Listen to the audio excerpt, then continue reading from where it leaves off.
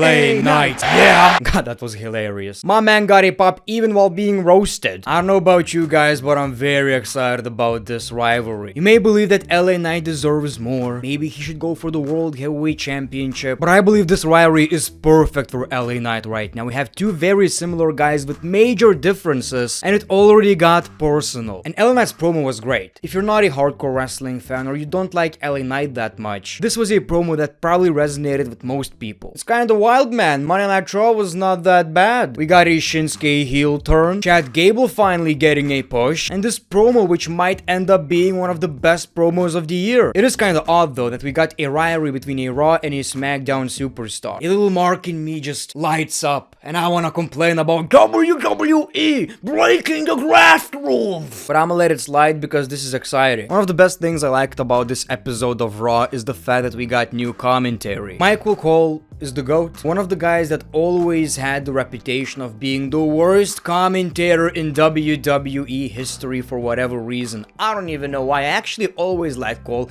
I was too scared to admit it. I even liked this crap, man. Yeah, I think it was hilarious. It was so bad, it was kinda good. The show kicked off with the American Nightmare Cody Rhodes, and he talked about his match against Brock Lesnar. Completely different vibe. Feels like Cody respects Brock now. He said he didn't understand what happened after the match, but his mother told him, "Dummy, don't you get it? He acknowledged you." And now Cody feels invincible. He feels like he can beat anyone. No. Stop. Cody, this ain't the title. This ain't the championship. Seth Rollins questions that point. He says, "You said you can beat anyone. Why don't we put it to the test?" Well, you kinda already did. 3 times. Lost all of these. Seth.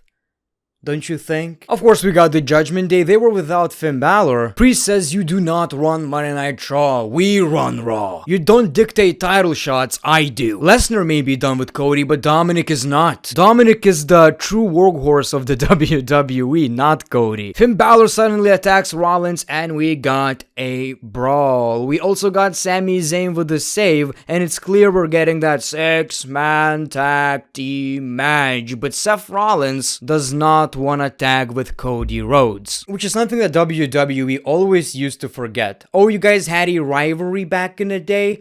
Oh, he punt kicked your wife? No big deal. You're good guys right now, right? You can work. Yeah, buddy, come on. Get over here, you sucker. I'll massage your back. So I'm glad that this is somewhat logical at least. 6-man tag, huh? Raw.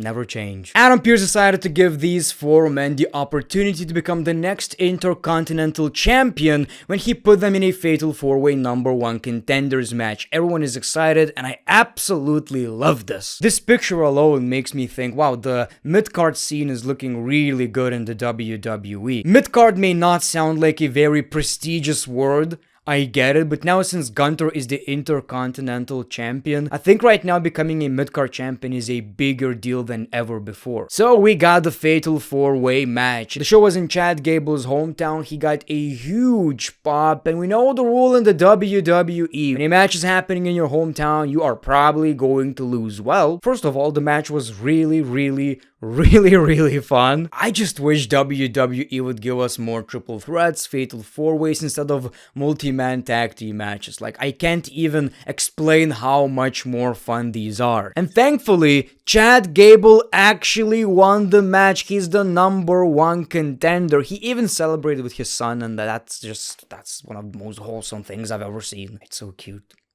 It's so cute. This is wonderful, man. I know it's a bit early now, but I feel like Chad Gable might be the one to dethrone Gunther, and maybe he should. It's either Chad Gable or Sheamus. Maybe in the future we'll get another guy that is going to get that over, and we want, him to win the Intercontinental Champion. But for now, I say Sheamus or Chad Gable because, man, this guy is over, and he absolutely deserves it. He pretty much got the same way LA Knight did. He was just good. He connected with the audience. He's just that good. Very charismatic.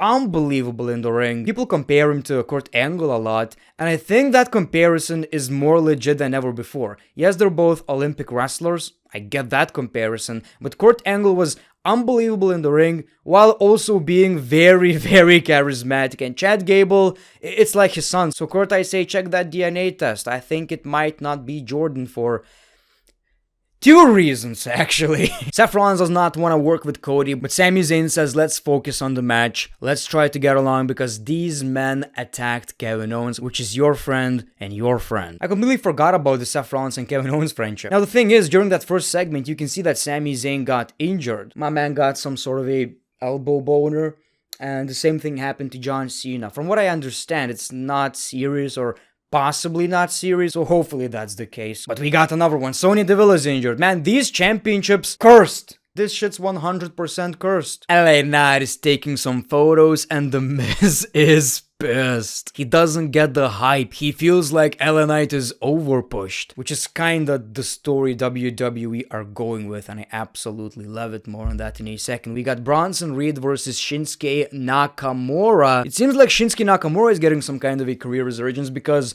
well, it's Bronson Reed, someone that WWE, don't really want to lose, from what I understand. They're really high on Bronson Reed, but we got this match, which was fine, and Shinsuke Nakamura actually picked up the W. Didn't think much of it until I've seen Sami Zayn getting injured by JD McDonagh and Shinsuke Nakamura replaced him. But we got that smile and I was like, okay, maybe we're not getting a heel turn, maybe not right now, but it seems like Shinsuke is interested in that World Heavyweight Championship. This was a sneaky ass smile, people. Oh, and by the way, JD might just join the Judgment Day, which is, I'm not sold on it, man. I don't care. I don't care. We saw Ludwig Kaiser hitting on Maxine. He talked crap about Otis and she snapped. He turns around, now it's Otis standing in front of him. How come Otis gets every girl in the WWE? We got a Becky Lynch promo. We all know she's pissed at Triple H right now, and I don't know if WWE actually written it or she just came up with it herself, but yeah, she was pissed. Well, first of all, during her promo, she talked about, her match against Trish Stratus, how she wants to face her finally one-on-one. She says Trish is the greatest of her generation and Becky is the greatest of this generation and the next one and the next after that. We see Stark. She says you might be the man but you left your balls at home, and Becky Lynch says you just don't understand what's happening. Trish Stratus is using you. Stark said she's the baddest woman in WWE, and that's when we got Shayna Baszler, who received a very big pop from the WWE audience when she said that she, basically retired Ronda Rousey. She got her out of the WWE. Crowd erupts with "Thank you, Shayna" chants. She says, I've heard you said you're the baddest woman on the planet, and Shayna says that she is. So Becky Lynch says, Adam Pearce, come out here and make it official. We got the match. It was fine. Very two similar gimmicks, I would say, anyway, so it was kind of exciting. We saw Becky Lynch watching, drinking lemonade. Now, did you guys get that reference? Okay. Let's talk about it again. Becky Lynch was not at SummerSlam, she was pissed. She posted this picture of her, with lemons, because WWE are handing her lemons. And during the press conference, Triple H said, well, sometimes you just gotta make lemonade out of lemons. And that's exactly what Becky did. She listens to her boss. Is basically what is happening right here. Well, Shayna Baszler, of course, won the match, and Becky Lynch was, again, taking shots at Triple H. I don't know, it's probably lighthearted. Maybe they talked about it. I don't know. I honestly don't know. Maybe we're taking it a bit too seriously, but yes, Becky Lynch is probably pissed. I get that. I also get where Triple H is coming from. The paper is way too long. Maybe some matches should have been shorter, Shayna says, one day I'll be coming for you, and Becky says, you know where to find me. Men's restroom. You get it? The man. The man Becky Lynch. Man, that's a horrible joke. Holy shit. Yeah, it seems like Shayna Baszler is finally getting real rivalries. Appreciate that. We got Ludwig Kaiser versus Otis. Yeah, a bit of a filler, but not that bad if I'm being honest. I'm a big fan of Otis, Chad Gable, so I'll let it pass. So we got the distraction and Ludwig Kaiser won the match. Chad Gable is looking like a man right here. We've already seen that match. I didn't talk about it because I didn't make a review, but great. right? I think we can all agree these two are going to have another banger. Let's talk about The Miz and LA Knight. He rants about how people stopped showing respect to veterans. He mentions how the fans love this LA Knight guy. But Miz is a veteran and a locker room leader. He was thought to show respect.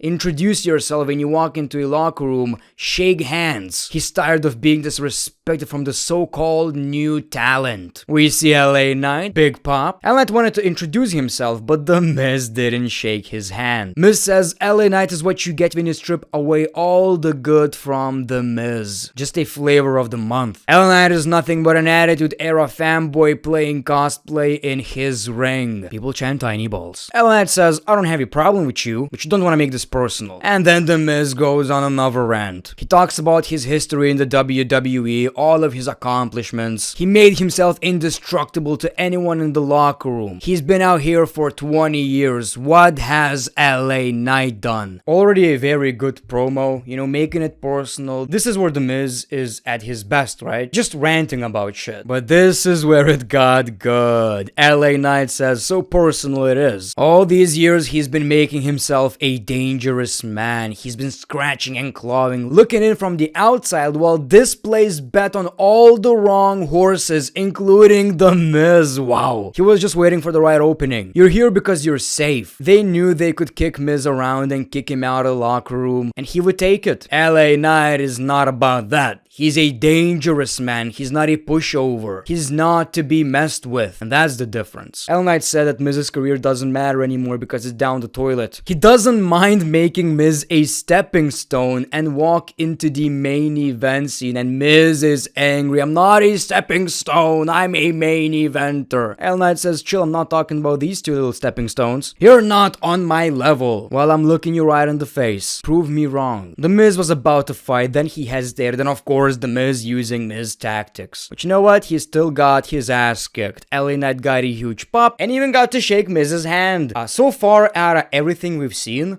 I'm not necessarily saying this was the best segment from LA Knight. Maybe it is. I don't know. But this is where I felt like, okay, this guy is a star and WWE are going to take him seriously. Everything in this promo, everything he said was basically about a push and how he's going to be a main eventer. He even talked about The Miz being a stepping stone, terms that WWE don't really use. I'm very excited about this rivalry. A lot of times WWE would put someone against The Miz or Dolph Ziggler. It doesn't always work, and it doesn't work not because The Miz or Ziggler are bad, it's because people don't care about their opponents. Well, they do care about LA Knight. The Miz is very good at what he does. It's gonna be really, really awesome. Also, the New Day made the return against the Viking Raiders, and of course, they picked up the W. Got a huge crowd pop as well. Good. The tag team division needs them, I believe, since Chad Gable is now going to focus on his singles career, I believe. I'm okay with it. I didn't necessarily miss the New Day that much. I think we've seen the same gimmick for what, like 10 years now, which I get it. They sell a lot of merch. People love them. I love them. They're great. I'm just saying they need something different. But I think we need to save that until Big E, returns to the WWE. Finally, we got the main event, 6-man tag. I never have a lot to say about these matches. They're fun, but they're kind of meaningless anyway. And what I don't like about it is that it almost feels like, especially with Monday Night Raw, that it ends the same way. It feels like I'm watching at the end of Raw, every Raw, I'm watching the same 6-man tag team match with one different wrestler most of the time. But at least we got something special in the end. So of course we got a lot of interferences, but Sami Zayn came back, so he helped them out. Cool finish, and the babyface team wins. All of a sudden, Shinsuke Nakamura turns on Seth Rollins. My man snapped. It seems like this is a rivalry we're going to get right now, so I guess Finn Balor is not focusing on the World Heavyweight Championship anymore. I'm not sure. I believe Seth versus Shinsuke is going to be a great match. We've already seen it at Survivor Series in like 2019 or 18. I don't necessarily remember. It was a banger, so I know the match is gonna be good. Is Shinsuke Nakamura right now in 2023 a credible opponent? He could be, but he's someone that I don't see winning the World Heavyweight Championship. He's not the guy to beat Seth Rollins. It's obvious. That was your Monday Night Raw, pretty decent show. I'm just interested in what's going on with LA Knight or The Miz. Is LA Knight so over that WWE wanna use him on both Raw and SmackDown, or is he moving to Raw? But I do have a question for you guys. Are you excited about Shinsuke versus Seth Rollins, or did you kinda lost interest in Shinsuke Nakamura over the years? Let me know in the comments below. Thank you for watching this video, my peeps. Like, subscribe, shake your cocoa jumbo, the great one, peace, love, and hugs. It's been a pleasure.